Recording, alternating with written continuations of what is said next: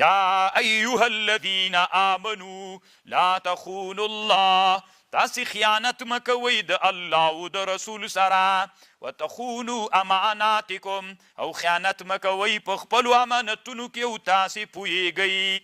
کله چې طالبانو غزوة الاحزاب لاړو که نه، کافران وتښتېدل. دلته یوه مدینه منوره کې یو قوم یهود ول بني قریظه و د رسول الله سره عهد کړی عهد یې کړی و. کله چې هغه مشرکین را روان شول مکې ته مدینې ته، نو دا بني قریظه هم عهد د نبي علیه السلام عهد مات کړ، ځکه دوی دا ورې داسې یقین درلوده چې رسول الله خو دا ورې له منځه ځي. هغه الله هغوی مات کړل. چې هغوی مات سول، بني قریظه دلته پاتې سول. نبي علیه السلام کور ته چې راغی د غزوې خندق نه، نو دا زغره او شیان یې کېښودل، په سر باندې اوبه اچولې وي چې جبریل علیه السلام الله ورته راولېږه. وی چېرته؟ وی الله وایي چې ما تر اوسه وي هغه جبریل علیه السلام ورته ویلي ما تر اوسه د جنګ اسباب نه دي خلاص کړي. وی الله وایي چې روان سي. وی چېرته روان سو؟ بني قریظه ته. جنګ لا څنګه چې هغوی وتښت، بس طالبان نبي علیه السلام بني قریظه ته روان سو د صحابو سره. محاصره یې چې محاصره یې کړ، محاصرې 21 شپې دوام وکړ یا 15 شپې، اختلاف د روایتونو ده. نو بیا دوی غوښتنه وکړله چې هغه د ابولبابه موږ ته راولېږئ، د سعد ابن معاذ په حکم را نازل سي. سعد ابن معاذ به هغه کو تاسو ته، که دی خو د مدینې سړی او یو څه مخکې له یهودو سره هغه پاتې سوی له اسلام نه مخکې، دی به ضرور لیکي چې تاسو کې څه کومه فیصله وکړم هغه. نو دوی په دې رضا سول چې صحیح ده. دوی کلاو کې ول که نه، کلا یې محاصره کړې وې.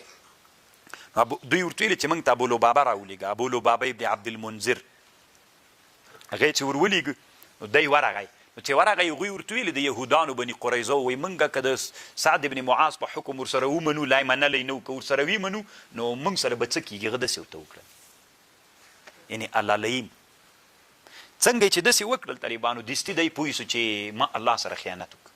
له همدغه جې نه طالبانو را روان سو مسجد النبوي کې او په هغې پسې ځان وتړو.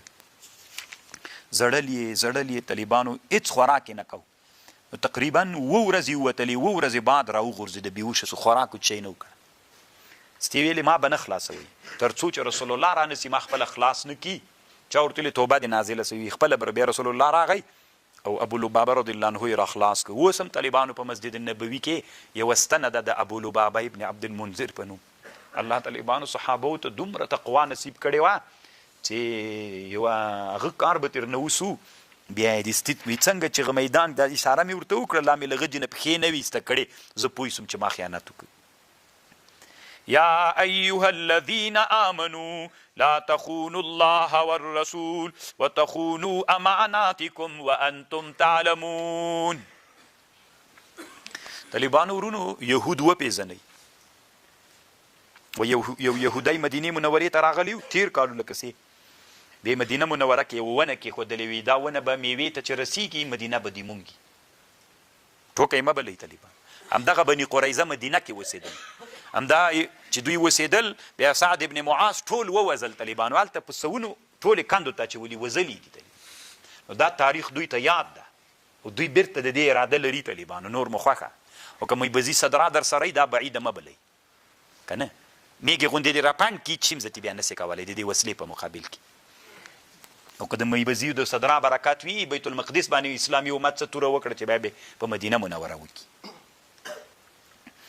واعلموا انما اموالكم واولادكم فتنه وان الله عنده اجر عظيم. يا ايها الذين امنوا ان تتقوا الله يجعل لكم فرقانا ويكفر عنكم سيئاتكم ويغفر لكم والله ذو الفضل العظيم. واذ يمكر بك الذين كفروا کچرتا مکرو چلو ک پتا کسانو چې یا نا واذكر ذکر کا از کیسه به درته وکم طالبانو دا داسې چلو.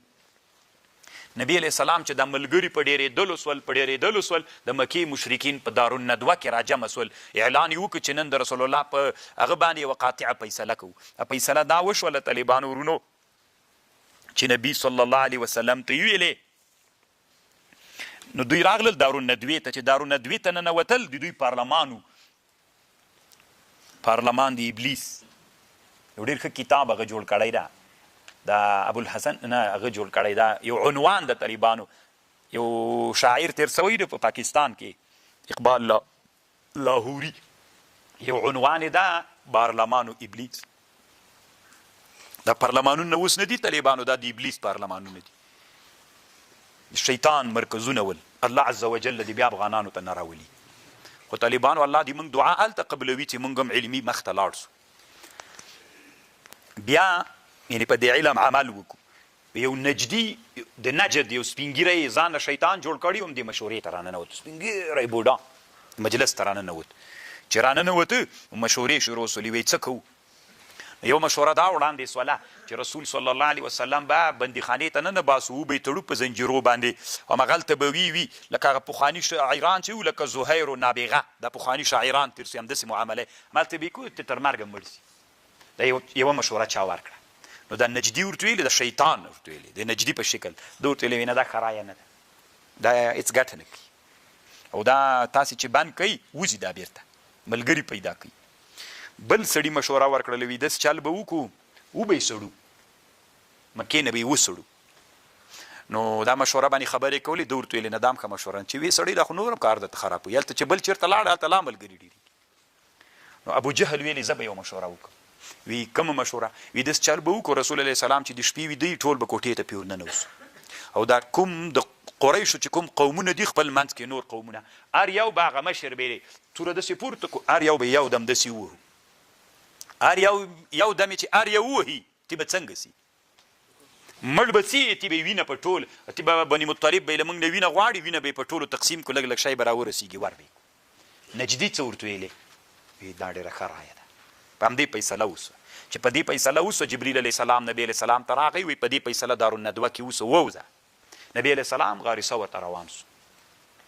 ابوبکر صدیق رضی الله عنه ورسره و، او هغه ته یې ویلې علي صاحب ته چې ته چېرته څمله، د طالبانو د هغه په جای باندې څمله ده د نبي علیه السلام. دوی سهار چې راغلل طالبانو ورونو چې ګوري علي رضی الله عنه د نبي علیه السلام په جای پروت ده، علي هغه نسته.